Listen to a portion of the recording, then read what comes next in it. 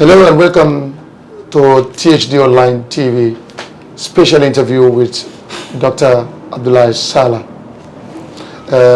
Mr. Sallah is one of Gambia's finest audiologists, and Mr. Sallah was blessed to see the early stages of this country when we gained independence. So when talk to legend, we look at parts that can inform and educate the present generation.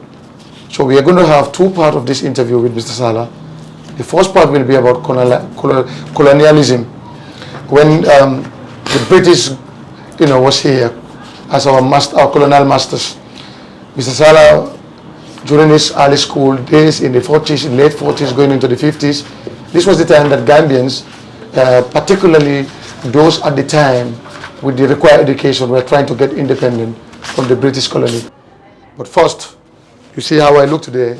I'm just like, symbol, the Gambian symbol is with me. We want to sincerely thank one of our young Gambian, who always dressed me on a platform. He's Tinker Brain. The boy lives just near the Bundu Maternal Hospital. Just get to that boy, get to him, he will give you something that you will be pleased with, like to wear on a show like this when you talk to legend. So now back to, thank you very much, Mr. Sallah, to talking to THD TV. It's been a pleasure coming to you, humble servant of this country. Welcome us well. And today THD is here to hear your story. I am so happy. I have the greatest pleasure. It's my greatest honor to have been part of this show. And this is a show that is watched by millions, not only in Gambia, but all over the world. So I'm very pleased to share my experiences with you, and from my childhood right down to where I am today. Many will think when I talk to veterans, I'll be talking about sports. Yeah. But you cannot talk to Gambians in the 50 and 60 without putting sports in their stories.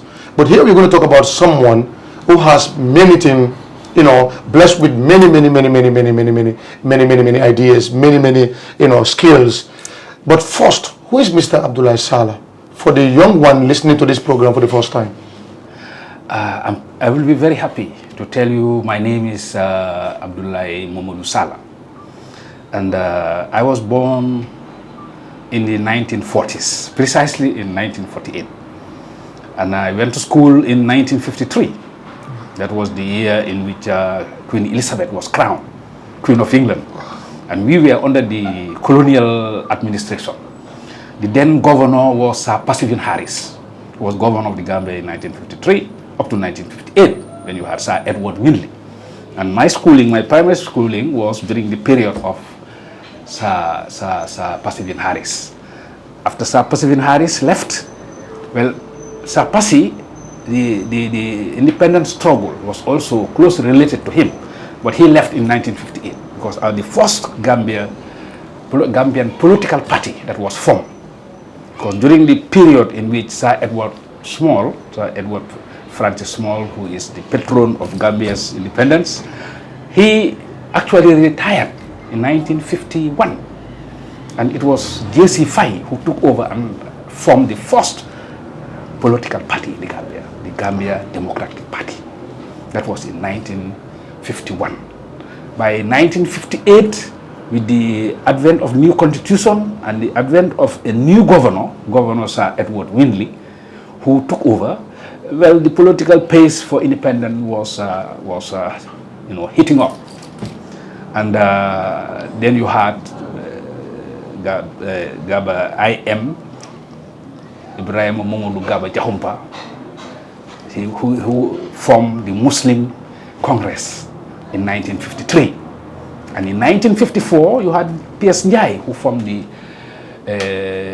United Party with the green color, which was taken, I think, after the July 24 revolution. It was actually hijacked. Yeah. But that's how this political system. We were at school. We were in primary school at the time in the 50s. And in 58, we quite remember Sir Edward Winley because he was a good cricketer. And as small boys, we used to watch cricket in Makati Square, the then Makati Square. It was wrongly and maybe erroneously called the July 22nd Square. How was life in the school sector at the time? Because in colonial time, most of the brilliant students will be privileged. They come from privileged families.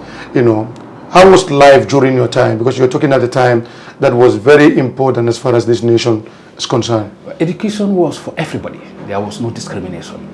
If there was any discrimination, it was between the colonial Banjul area and upcountry. Because upcountry there were not many schools. There were very few schools. It was Sir Dawda Kereba Jawara who pioneered most of the schools upcountry. And he, in fact, educated most of those who are now highly educated at the moment. But school start, there was no kindergarten. We had what we call Pa Davis. School is over. Was a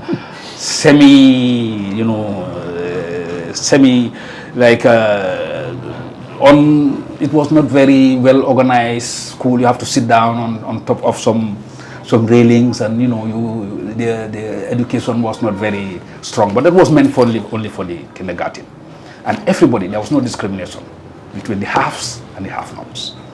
At what level did you start deciding, what to go for? Because at that point, politics was just getting into Gambia, with some Gambians already, planning to look for independence or fight for independence.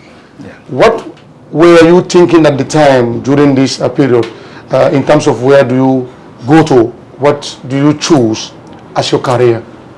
Yeah, at the time, you were young, revolutionaries. Our attention was not so much. Our educational system was not so strong at the time.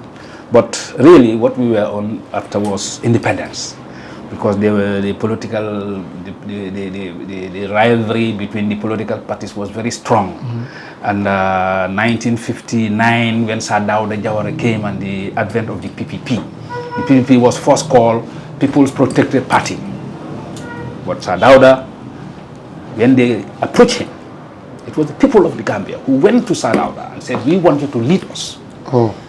Because the people of the provinces have no leader. There were two educated Gambians who were in that party. There was Sirif Diba and Sirif Sisi. But they were young. They were in their early 20s. Wow, early 20s at the time. Yeah. So they were very young. They wanted somebody strong so that they can lead a provincial party that can be able to take over the country. This is the majority. That was the majority. So they went to Sir Dawda, and Sir Dawda hesitated. Hesitated because he had a well-established job, very good salary, had a car at his disposal, had a bungalow at his disposal. So these things were things that, to sacrifice it and go into the muddy waters of politics was not something that Sir Dawda was yearning for. And he had married darling Mahoney and had some few kids. I think David was born and some other ones. He had 5 kids with that woman. And incidentally, Sir Dawda converted to Christianity at the time.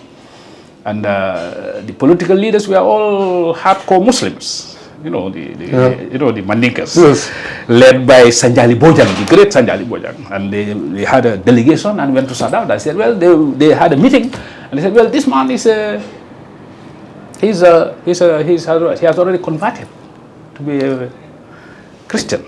How can we ask him to come and lead us? He said, well, but he is a Mandinka. That is the most important. Yes. He is a Mandinka. We have to go to him. When we go to him, he will accept to lead us. Otherwise, we had I.M. Gaba Jahumpa, we had P.S. Njai, we had J.C. Fai. They will lead the country. Yeah. And that will not be the majority. So we need somebody who will lead us from up country. So they went to Sir Dawda. Sir Dawda hesitated, but eventually he accepted and became the leader of the PPP. In their first election in 1961, he got 8 seats. Wow. And P.S. Njai got 7 seats. And the chief ministership, because that was the highest level any African will go to, because you had the governor at the time. There was no independence. So you had the chief minister. So Sir Edward Winley was the governor then. Then he appointed, quite erroneously, P.S. Njai as chief minister. And Sir Dawda protested. In fact, in their first meeting, he tendered his resignation from the cabinet. That was Sir Dawda Kedabajawara, with his other colleagues, Sirif Diba, Sirif Sise, Amankani, and others. Was it because he doesn't follow protocols? The governor didn't follow protocols, or Sir Dawda believed at the time, that was not the right selection? That's right. It was all democratic. the democracy that they talk about in England should have been brought here. He had 8 seats, and Sir Dawda had 8, and PSD had 7. Obviously, Sir Dawda should have been the chief minister, but they appointed PSD. But why? Why was he appointed? Something was definitely wrong. Something was wrong. But what was wrong? There were some elders whom I spoke to, and they told me about that story. But I don't want to share that story. But whatever happened. Yeah. Let's specifically look at your life, because yes, that's not the story of political parties. Not many Gambians, will know a lot about where you come from, how you rose to the ranks to where you are today. Yes, right. And you can serve for many of this generation as a role model, who will take this opportunity from this interview to start thinking anything in life is possible. Because with your age today, we come to your clinic where we met many patients waiting for you. How do you get into medicine rather? Yes, that's a very good question, because sometimes I am carried by the political situation. It's not bad as well. It's not bad as well. And when you had Sir John Paul, yes, who corrected the situation for PSG, and it was corrected because another election was done in '62. Yes. And then Sir Dawda won with 18 seats. Wow. That was the second election. That was the second election, '62, and there was the first cabinet. That was even before independence. Before independence, '62. Independence came in. Internal self-government was '63, and independence came in 1965. Before you go into your life, how was the atmosphere when independence was declared for this nation? Yeah, we thought we were going to be, we were going to have the chance to be developed, because under another state colonizing us, we wouldn't have any chance to develop. So, whilst our own people are now leaders, of course, the results of what happened is well known. The leaders actually disappointed us, all of them, except few who were really out, like Dr. Nkrumah, like Julius Nyerere. They were really selfless. But most of the leaders really were selfish, acquired a lot of wealth to the detriment of the development of the country. Others also argue that at the time, resources were not at their disposal immediately after independence, after colonization, because not everything was given to them by the West. Do you buy that idea? Well, the problem is why do you have to use the white man's being a colonialist as excuse for exploitation? Exploitation, that's what I'm talking about. I'm talking about the exploitation of the resources. They were small. They were small resources. But these resources were not distributed. And that was the norm, except for few. And I would like to, people like Thomas Sankara, people like Sir Dawda Kedabajawara. I would like to cite him as somebody who was selfless. He was really interested in the development of the country. So, however small the resources were, if the resources are distributed, the resources were not many. Partners, the amount of money that is being pumped now with partners was not available. The only country that was helping the Gambia was Great Britain. Even our balance of payment was being augmented, was being supported by Britain. So these were the things that we were handling, and Sir Dawda was fighting to make sure that everybody in the Gambia is educated. There was universal health coverage. Our primary health care program was one of the best during Sir Dawda's time. So, Sir Dawda did very well. It would have been followed, and Gambia would have been developed by now. But unfortunately, we had 22 years of bad governance. You mentioned something that is very, very important. In the second election, where Sir Dawda Kairaba was involved, it increased from 8 seats to 18 seats. What changed within the period? Yeah, the constitution was changed. Instead of having, I think, about 20 seats, the seats were changed to 33. And when election came, Sir Dawda was able to gain 18 seats, and PS Njai got 13 seats. And obviously, there was a little bit of problem with the chiefs, the representative of the chiefs. And the chiefs were led by the CFO, what's his name again? This, Badibuka? Mama Tamba? No, Mama Tamba. Nice.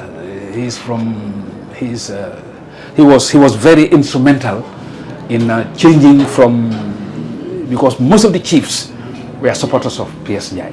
Because as you know, chiefs, they always support the government of the day. Yes. So Omar Mbake, Chief Omar Mbake, was the leader of all the chiefs, and they were waiting for him to decide whether to join the PPP, which will have been salvage the day, will have solved the problem, or to take all the seats from the chiefs to PS Njai, and that will have created a constitutional crisis. But then the seats that were elected were supposed to be most important.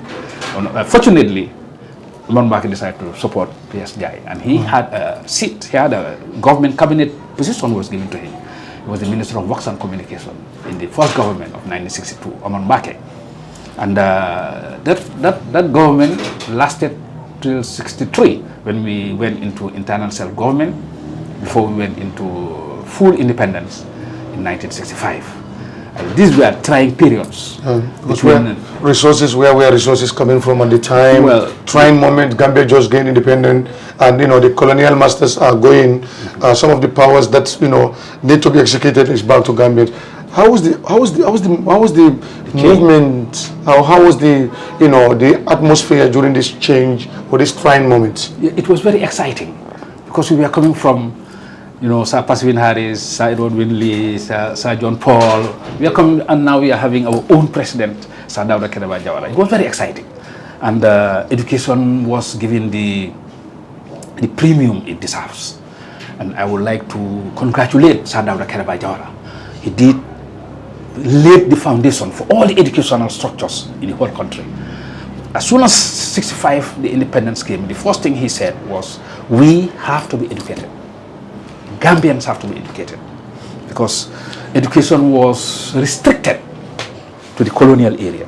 Schools were not, there were few schools. Fula Bantang, this is why you had people like Asan Musa Kamara went to school, people like Buba Balde went to school, because there were very few schools in Upper River, in Basse, and that was by the Catholic Mission. They were the ones that were running the schools, those schools. So there were very few schools, but when Sir Dawda came, he made sure that every region in this country had a school.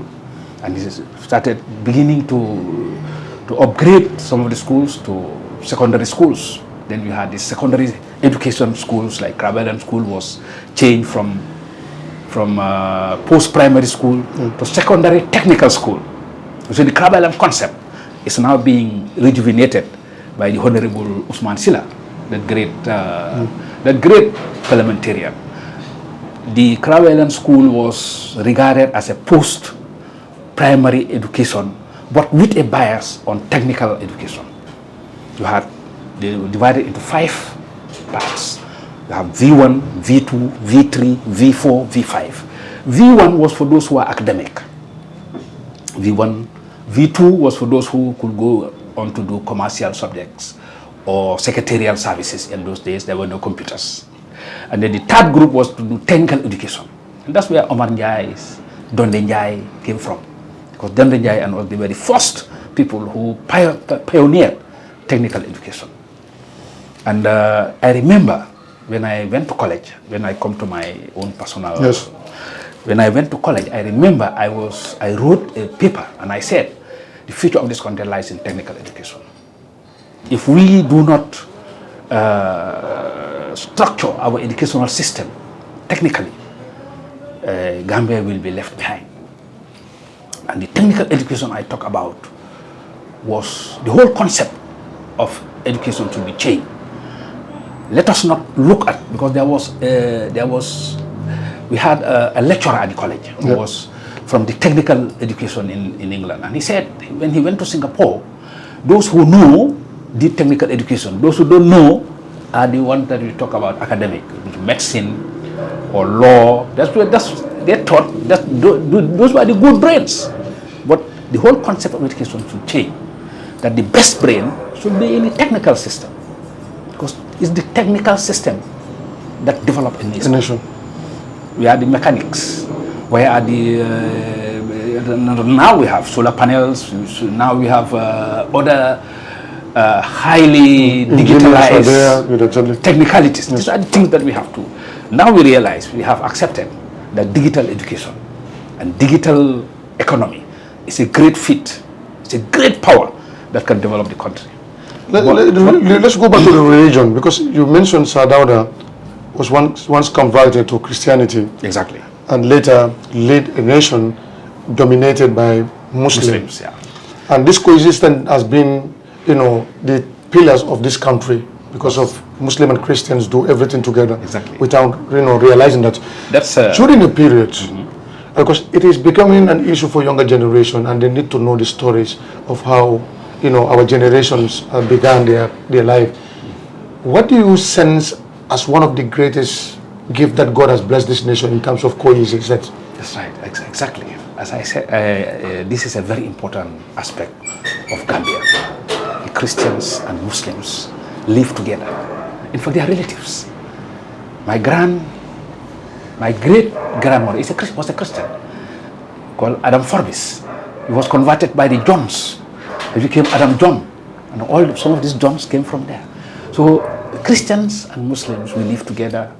We had some harmonies, but there were some people who really think that a leader of a country should be a Muslim.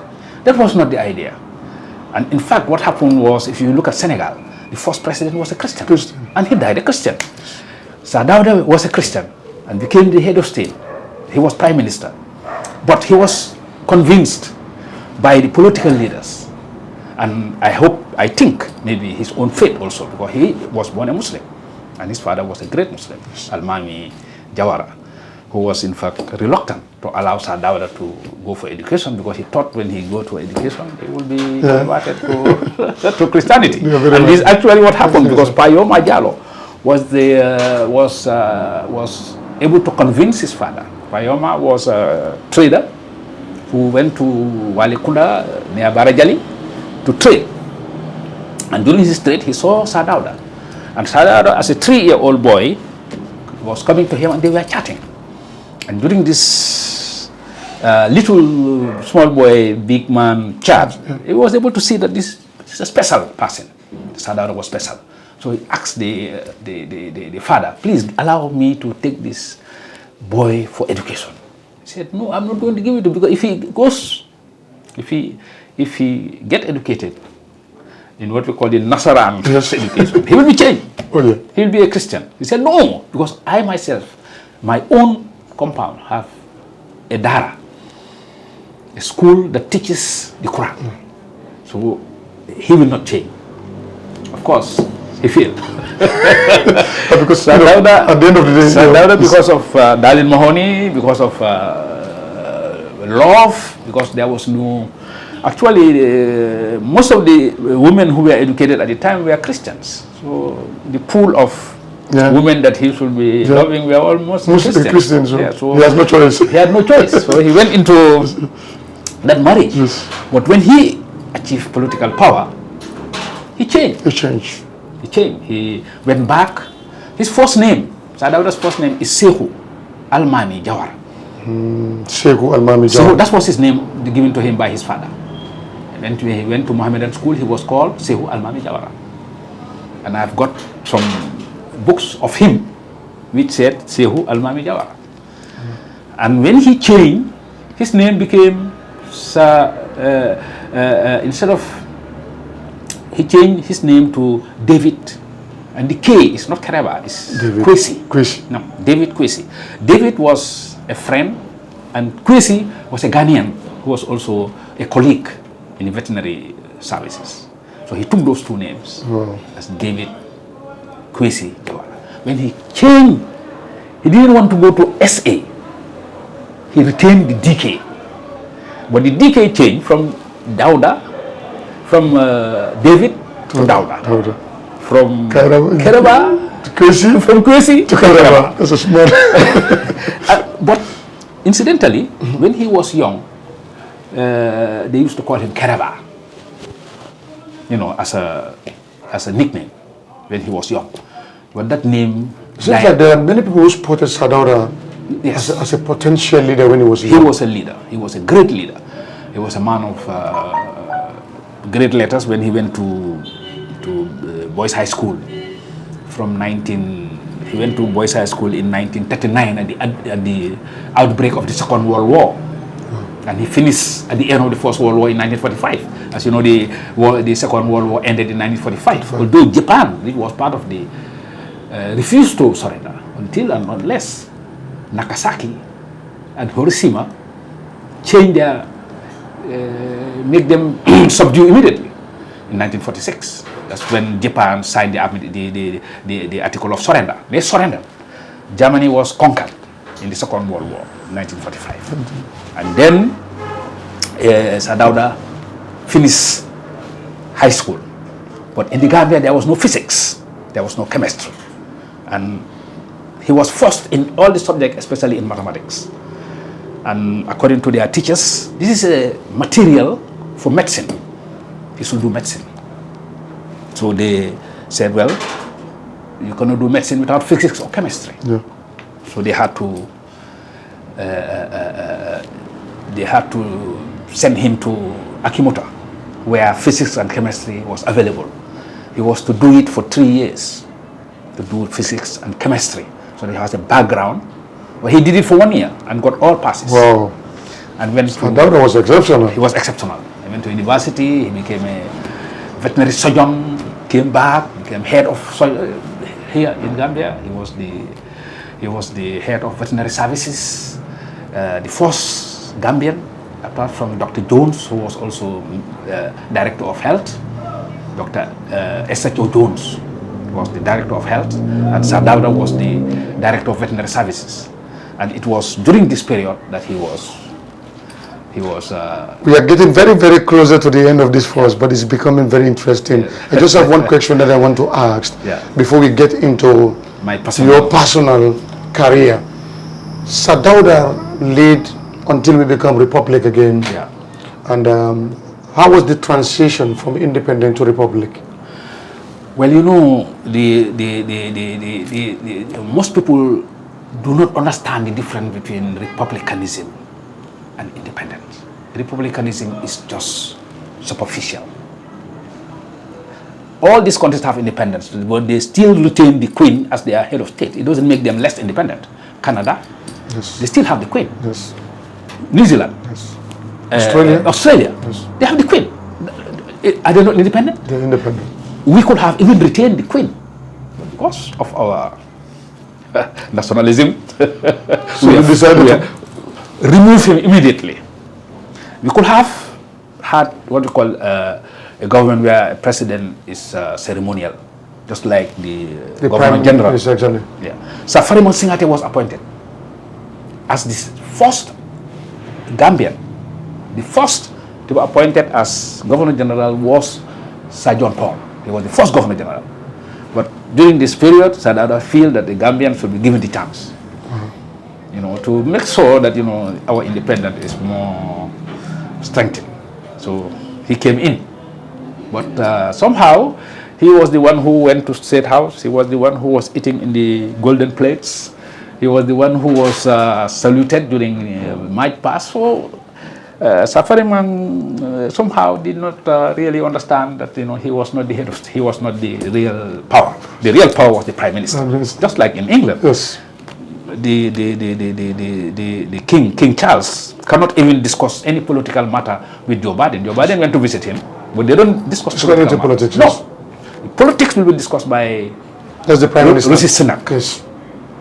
He is the Prime Minister. He head of government of the day. And this is what happened during our transition. The Prime Minister was the executive Prime Minister. The Governor General was just a ceremonial head, and that was Farman. And I don't want to go into the details, but then he was removed. He was removed. He was removed Yes. by the air. When you see that, your assistant is moving to great movement as this one. And he brought in his great friend, Sir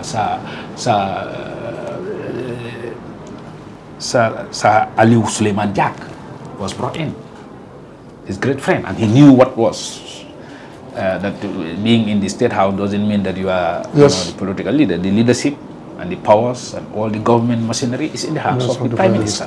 So we could have even got a ceremonial president. We could have changed the Governor General to a ceremonial president. But then Sir Dawda decided to accumulate both, and including the Ministry of Defense, because there was no defense, there was no army, so so he could run that area. So this is why we say when we go into colonial period, we can finish it even in 2 hours. But there's a man that we need to talk about his career, and the second part of this interview will center on the life and career of Mr. Abdoulie M. Sallah. Now let's go back to yourself. And, as I said, I was in primary school in the 50s. Then I went to Albion School. Then Albion School was then you had classes, class 1, 2, 3, 4, 5. Before you go to primary school, standard 1, 2, 3, 4. Then you sit to an exam, and this exam was called entrance exam for each school. St. Augustine's High School, they have their own entrance exam. St. Joseph, they have their own entrance exam. Hermitage we were not allowed. It was meant for those up country. But during our time, we had to sit for an exam to go to Gambia High School or to go to St. Augustine's High School. So if you pass, if you got the pass mark, you go in. If you fail, then you have to go to what we call secondary modern school. It's a secondary school. You don't go to high school. So for those number of years, in 1961, the number of students who were to go to secondary school, then Crab Island was open, were too many. So I remember many parents went to P.S. Njai. Then P.S. was the chief minister, and it was P.S. who created the BCC school, where you have the Gamtel in Banjul. Yes, that's where the BCC school. And all those who failed went to the school. So that's how I went to Crab Island, and from Crab Island I went to Gambia High School just for a short period. But my career started as a teacher in the 60s. Wow. I was a teacher. I taught, my first school I taught at Crab Island School itself. And then the reason why I taught at Crab Island, because I passed GCE O level. At the time, GCE O level was not easy, and I was not from a high school from the very beginning, but I was able to get one subject in 1966 O level. Then I taught in Sunchunjabo. I was there. I was in Wuli. Wow. Sudukoba. I was there as an unqualified teacher. Then 68, I passed to go to Unum College to train. I was there for 3 years. Then I qualified as a teacher. Then I went to Mohammedan School. Then from Mohammedan School, I went to Latrikunda School. We opened the Latrikunda School.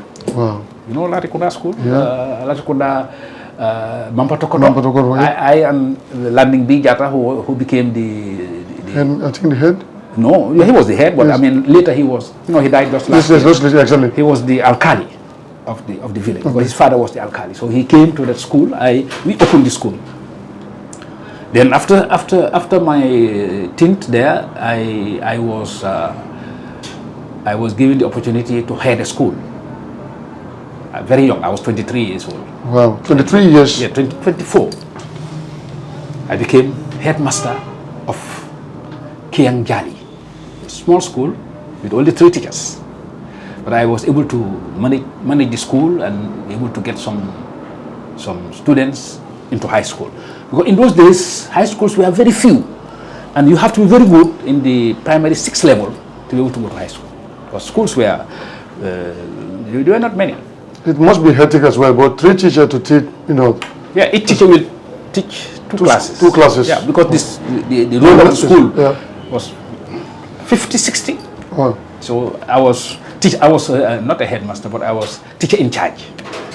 And from there I went to Pakalini as a senior teacher, responsible for primary 6, because at the time Pakalini was not producing high school products.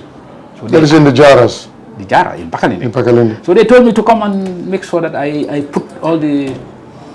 put the school into very good standing. So which I did. I put my class, the whole class went to high school first time. In fact, after that year, I was giving a honor. I was giving the most outstanding teacher at the time. Wow. In 1978.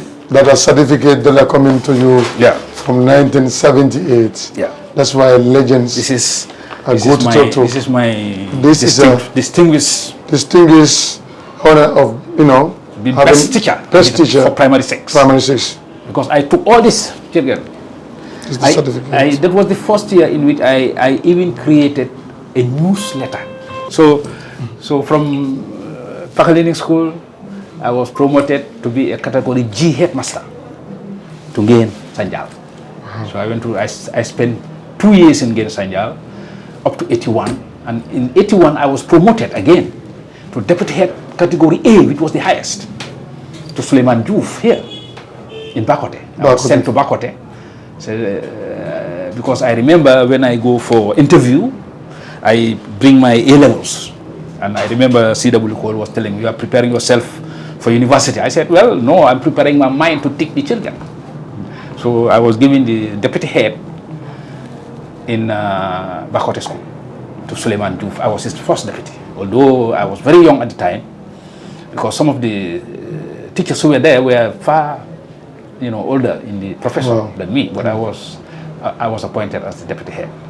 Why was teaching so special, generally at the time? Because many of your colleagues or many of your age mates will tell you that I've been a teacher. Because that was the only school, that was the only college of higher education. We had nursing school, but it was not structured. This most structured, tertiary education in the Gambia at the time was Unum College. So all the best. Before it was not even in Brikama, it was Unum College. It was Unum College. And people like Omar C, people like my brother, my elder brother, Badu Sallah, they were all there. Usman Daw, and all those guys, they passed through that famous college. So Unum College was a great college. And we who went there, we realized how great it was. Before we went, there was called I and P classes. Your certificate can be I, or your certificate can be P. If it is P, it means you did not get school certificate. You serve, you do 3 years, and you'll be sent to the primary schools. If you are I, that means you have school certificate. People like Baifal, the father of the great Esafal. His father was I. I remember him because I worked under him at Sunchunjabo before I went to the college. So I was for those who are going for secondary schools. They teach at the secondary schools. Later, the I was not enough. You have to go for HTC. You teach at the. Well, that is how HTC came, and there was improvement. Many colleges came in, and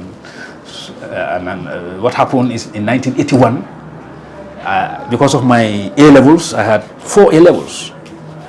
This is one of my certificate of in-service training. I have many of these. I just maintained this one. And this was 1978. Yes, this was 1978. That's right. 1978. Yes, and this one was 1981. That's right. So they still have them in good condition. Yes. Yes. And this is my A levels. I had 3 A levels, 4 A levels actually, and one of them is law. Oh, you did law as well? Yes, I did law. A level law. This is my certificate of law. Wow, this is 1977. Yeah, then that's the 1977. My A level in law. A level in law. Yeah. So not only medicine per se, but that's why we say the man with many things. That's right. I did. Then I went into sciences, you know, but A-level science was not easy. So I had to do only general science, which I was doing it only to fill in my O-levels. But in 1981, I was given a scholarship by the Gambia government because there was no services for hearing impairment for the ear, especially ear, nose and throat. And there was a story around Chilel and others, but I don't want to go into all that. But Chilel was the former first lady. Chilel was the former first lady. Yes. And she had an operation, an ear operation, and there was no one to take care of him when she came back. So what happened is Professor Holbrook was the surgeon who operated on him. And when he came to the Gambia, he asked her, Dauda, when Chilel is back, there must be a service for somebody who had this problem, who can service them, whilst they have post-operative services. Then he said, well, there's nobody. In fact, we have no service. He said, well, I'm ready to sponsor somebody to be trained in ear disease management and audiology in particular, because in the university, audiology was the subject. Otherwise, you have to go and do medicine for 5 years before you go and do medicine. But you can go do straight into audiology. But you cannot do that with ENT. So I was nominated and I went in and got my certificate. My first certificate in audiology was in 1983. Yeah, in 1983, and this is the certificate. And this was from which university? The University of Manchester. The Victoria University of Manchester was my first degree, my first higher diploma in audiology. This is the first diploma? Yeah, which included neurology, audiology. You have to deal with physics, you have to deal with basic chemistry, which I have to do 1 year before I proceeded to the real course. I finished this and then came back, and then I was given another scholarship to do a master's degree. It's my original master's degree. You have this. This is the Victoria University of Manchester. Yes, I applied to the Faculty of Medicine. The Faculty of Medicine, Master of Science. And I was admitted. I have the letter of admission here. This is the letter of admission where I was admitted to do a degree, a master's degree in clinical audiology. And clinical audiology includes neurology, and this is why when patients are dizzy, they think of audiology. When patients have hearing impairment, they think of audiology. When you have pain in your ear, you know what is. You see, there is a difference between audiology and ENT. ENT is meant for somebody who is a doctor and specializes in ear, nose, and throat and do surgery. Audiology is meant for somebody who will deal with the medical aspect of it and also be able to diagnose hearing impairment, because hearing impairment is a gateway to all diseases in the ear. So this is why audiology is so important. But they have not given it the right name or anything, definition. Those now presently we've seen it is becoming a huge issue now in the Gambia, and when we were going for these studies, but then, we are thinking who's going to be the first Gambian. Unfortunately, we are nominated and you went to do all these studies and got the qualification to come back. How was the load of the work at the time? Well, because I was the only one, I would work till 5 o'clock. Because there were so many people with problems with the ear when I came back.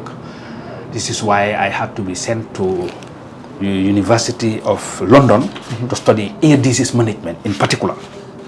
And this is my certificate, which I got from the Commonwealth Society for the Deaf. Decided to sponsor my training in London. And this is my certificate, where I got as to manage 1st diseases. of August 1983. Yeah. Yes. The Commonwealth Society for the Deaf. That's right. Yes. And this was meant under Professor Harrison. I worked under him for more than a year. I worked under him. He showed me what to do when you have hearing problem. You do audiometry, you do investigations, you get biochemistry. You get your results, and then you have intervention. Is it surgical? Is it medical? Is it psychotherapy? Just speaking to the patient and realize that hearing impairment are divided into 2 main parts. There are parts that are what we call sensorineural, the nerves and the sensory organ. If they are damaged, some of them are irreversible. But now you have advanced technique of what we call cochlear implant. They take the electrodes, sometimes it's electrical, sometimes it's guinea pigs. Cochlear is implanted in the ear, and then it generates hearing without using the hearing aid. During my time, it was the hearing aid. You have hearing aid, you have what we call radio hearing aid, and you have ordinary hearing aid, behind the hearing aid. Those help you to be able to communicate. And this is my specialty. My specialty is to see what is wrong with this person's ear. Why is it not hearing? What is the pain coming from? And that's my area, to identify where the pain is coming from and be able to offer treatment. What is the main complaint coming from the Gambians? Most of the Gambians are impacted wax, ordinary acute infections. Sometimes, occasionally, you have ossicular dislocations, but those are rare cases. Perforation of the drum was very common during those days. When we were doing a survey, we did a survey of ear disease. And most of the diseases were perforation of the ear. You have discharges of pus from the ear. Those were very common. But nowadays, you hardly see those things.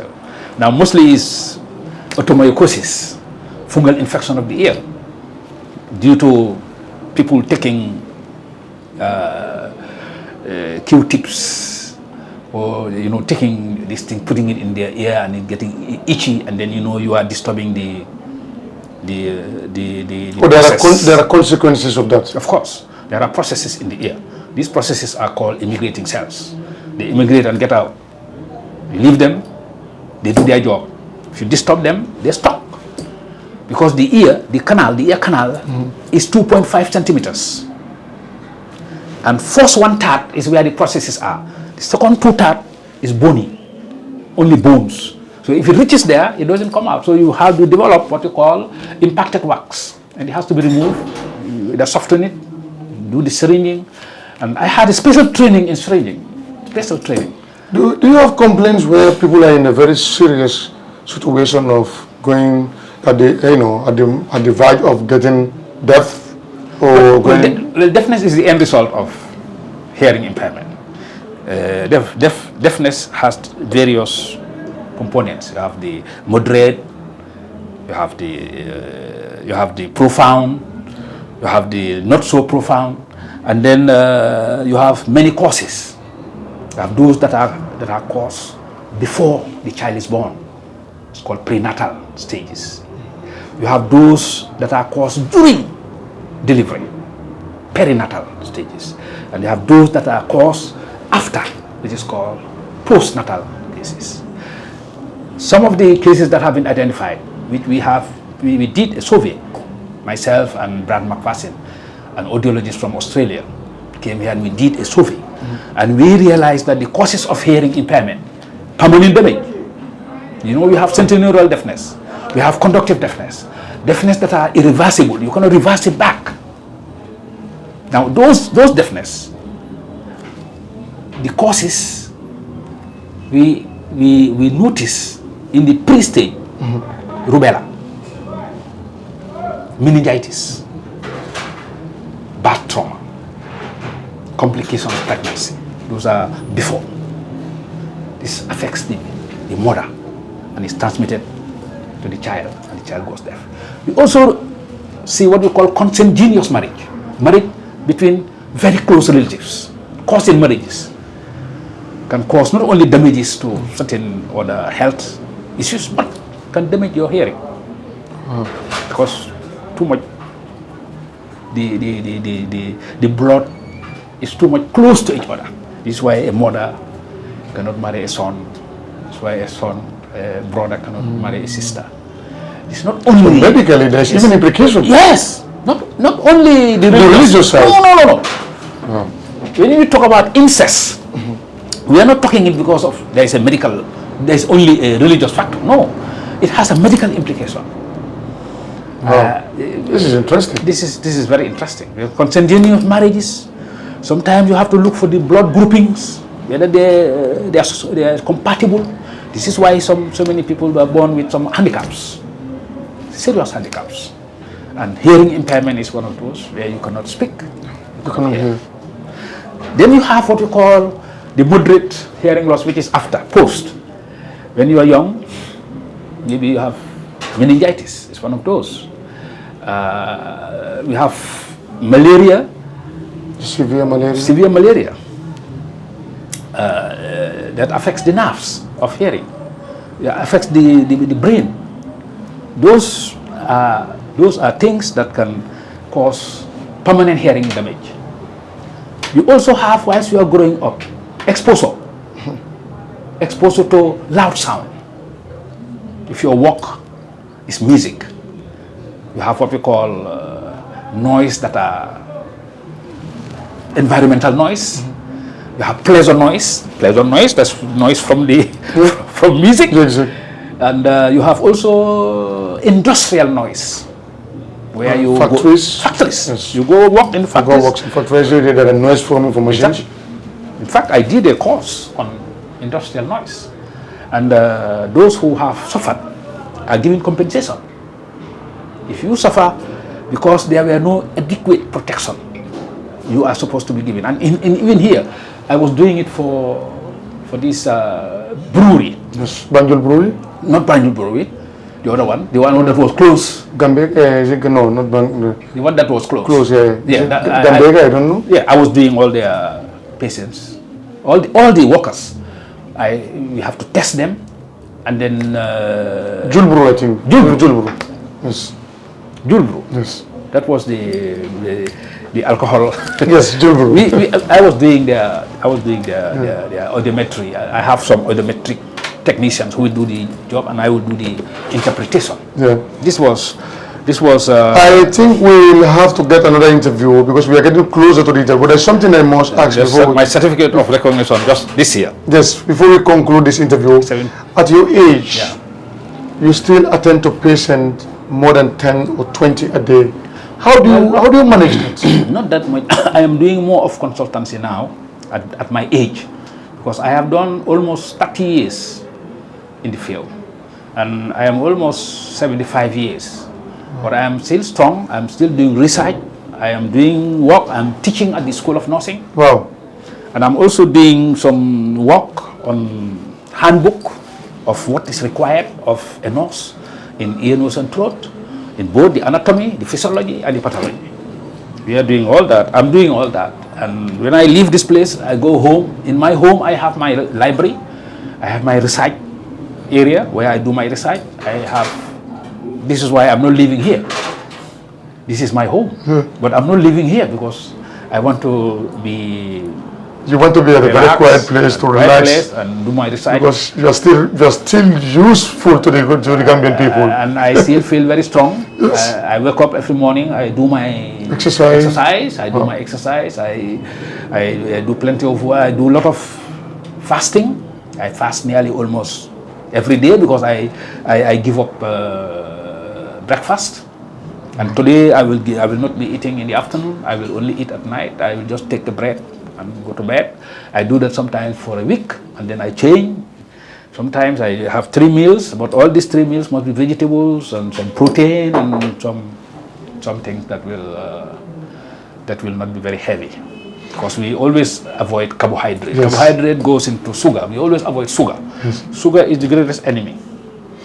And just recently, I was given. This is an international. It's a sort of university. Yes. Called the Nyang.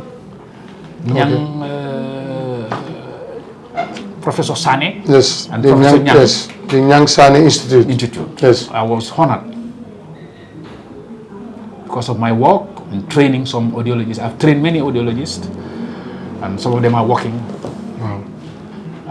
In many different places. And for the time being, I'm trying to work out a program to train some few audiologists from the School of Nursing, so that they will be able to do some audiometric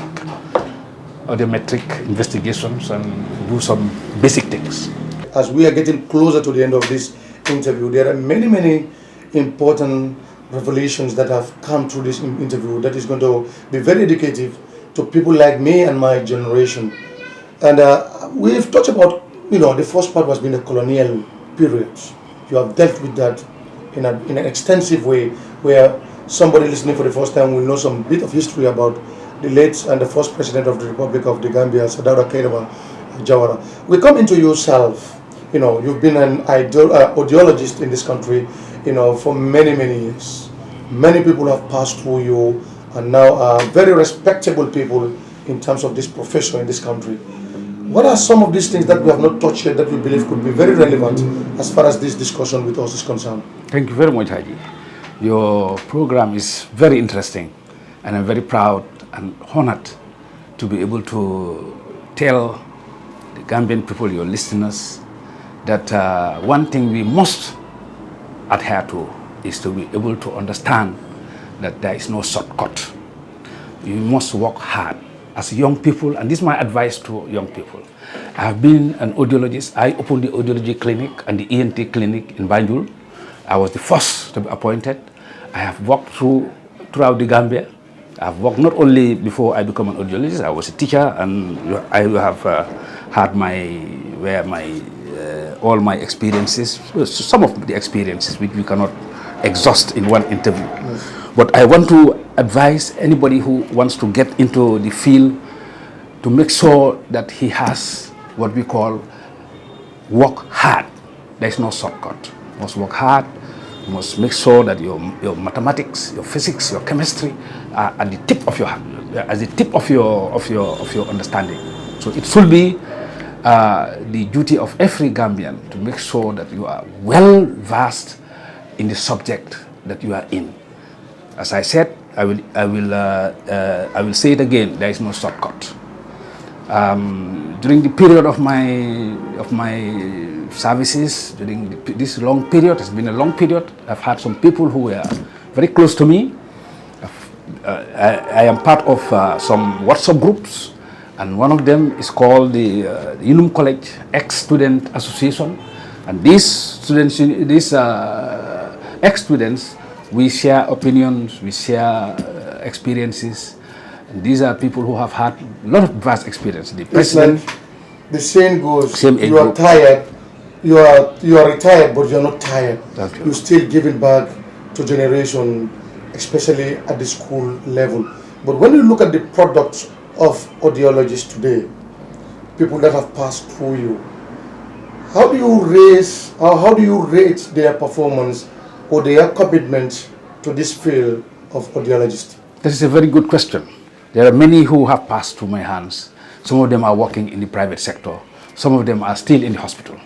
But I am very proud to say that I cannot name all of them, but all of them, I'm proud of them. But all what I want to advise is that we have to be educated. We have to have training. Training is important. We have to have training in clinical audiology, training in ENT. As I was explaining, ENT and audiology are a little bit different, but the audiology is used as a guidance towards management of ear diseases and nose and throat. But you have to be educated in the art of audiology in addition to having the experience to manage ear diseases. This you have to be exposed both at the academic level and at the clinical level. At the clinical level, I have been working in the clinic for many years, and because of my background in teaching, I've been teaching nurses. I've been teaching at the School of Nursing so that they will have experience in dealing with in these cases. So I'm very proud that most of the nurses who have come out now, they have some understanding of how ear, nose and throat function and how to deal and manage with some of these ear diseases. Before coming to this, you were talking about group. Now in conclusion, like you said, you are no more that ordinary Gambian. Many people still want you around to take some knowledge from you that could be very helpful in their careers. You belong to many society. You belong to many groups. In conclusion, who do you want to remember in this interview? Yes, this is a very, very good question, very crucial. Before going into that, I just want to give certain advice to my generation who are in their 70s, that to be able to live a very healthy life, you need a healthy lifestyle. You need to change your diet. You make sure you have to be spontaneous.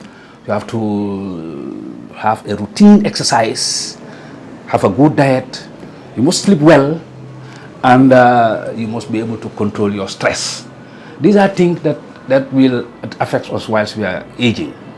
And aging in the Gambia is not easy. But if you are able to get these things, at your disposal, to make sure that you are spontaneous, you are not sitting down for a long time watching TV. These are things that will not help us. Obesity is one of the great dangers at old age. And the way to avoid obesity is to reduce your food intake, make sure you eat a lot of vegetables, reduce your intake of even meat. Meat is not very bad, but everything has to be in moderation. So if you eat moderately, if you eat a lot of vegetables, if you are doing exercise, if you are sleeping well, managing your stress, and you are connected. Connectivity is very important. If you are connected to other people, if you are connected to good friends, probably your old friends, is very important in maintaining your good health. In this regard, I want to acknowledge some of the friends, some of the family members. I have my elder sister, who is called Aji Binkor, who has been very, very helpful during my transition from one state to the other. I have my younger sister, Aji Nehadi Sallah, whose daughter is one of the great bankers of the country, Aji Amijo, who's married to Omar Saad. They are great friends. These are my family. And Alaji Putinjai is my cousin. These family, they all stand. I'm quoting them because I believe that family and friends are the great pillars of one's longevity. If you want to have a long and useful life, you must be connected to your family. You must be connected to your friends. I have great friends also. The Union College students, ex-students who are now in their 70s. Right. Some of them, like Usman Yabo, was one of my classmates. We're still connected. We're still connected. And in WhatsApp group. We're still good. But I want to have a special acknowledgement to Professor Abdoulie M. He was one of our classmates. He from the Sane Nyang Institute. And he is the one who recommended me for an award. Yes.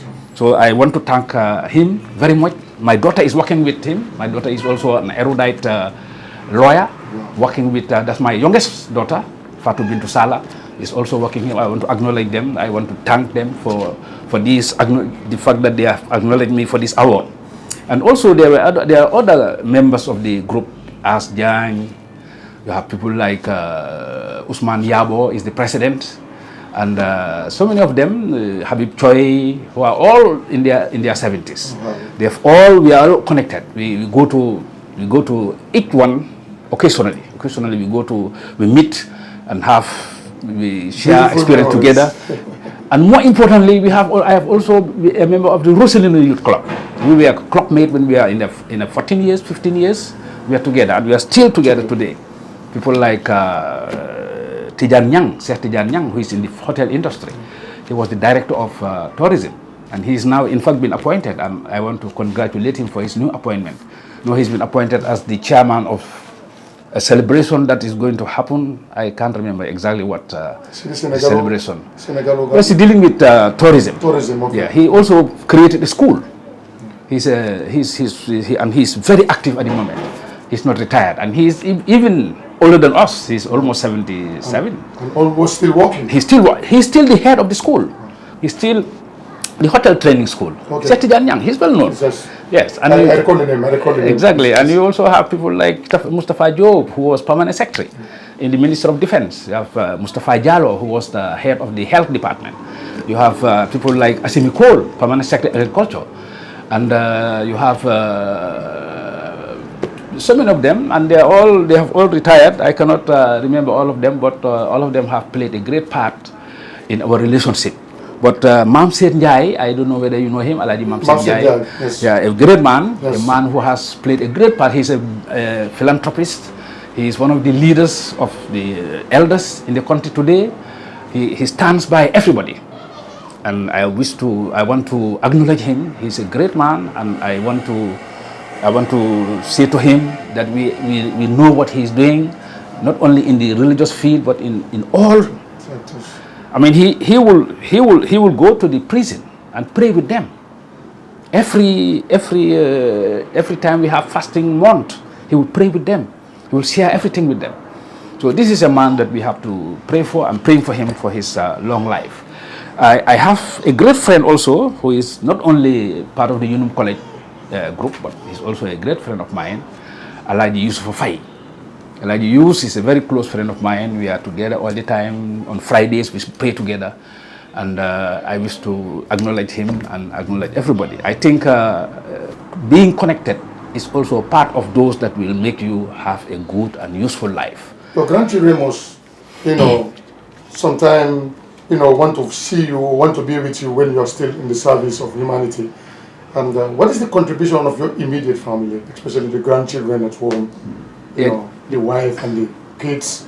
Yes. How do you mingle when it's time for work with them? Yes, it is very important that we do not alienate our children. We do not alienate our grandchildren. Some of the problems that we had when we were younger was that our father did not have time. They had more time. Like my father was the imam of Lancaster Mosque, but they had a lot of time for the mosque. They have a lot of time for their friends. That is not bad at all, and that is very good. And I am not saying that it's not very good, but it is very important that we associate and we mingle with young ones so that we can teach them. I'm fortunate that I have a grandson whom I share so many things with them, and my daughter and like every occasion we all meet and we chat, and even though my children are now lawyers, but we still have share experiences. I have a son in England. He's called Sallah. He's working with the Central Bank of England, and we share experience. He just called me just before I come here, and we spoke a lot about it. And I have another son by Sallah. He's also very connected to me, and I give them advice as to the best way to be able to manage their lives socially, and charting the way for their own personal development. Because development of the country, we cannot, the only problem that I have observed is that younger generation do not give the necessary plus to our elders. And our elders have a lot to contribute. So I advise all the young people to make sure that they try to mingle with the older ones so that they can at least tap from their experiences. There are some people who are now alive, who were here in the 50s, in the 60s, they are still alive. We must not wait until they have gone before we start talking about them. We should start talking about them right now. And if I tell you, I have witnessed myself, I saw Edward Francis Small. I saw him. I was 10 years old when he died. He died in 1958. And where I was living and where he was staying was not very far from each other. Of course, he was then quite old, but I was able to see him. So these are experiences that we can share with the young ones, and the young ones can learn from us. This is an important lesson that we must try to inculcate. Well, we've come to the end of this interview. Like I said, it was never going to be dull. Mr. Abdoulie Sallah has many experiences that he can share with this young generation. Us at THD Online TV, we are here to narrate stories of Gambians who have done a lot for this country and still contributing. We will never let them go. We want to get from them so that our generation can know there's no shortcut to success, like I said. Join us next week for another veteran. I'll be the host, Adjid. Thank you for joining us. Thank you so very much. Thank you very much. It's been a pleasure. It's a pleasure to always speak to you. Thank you so much. It's a big pleasure. Thank you very much.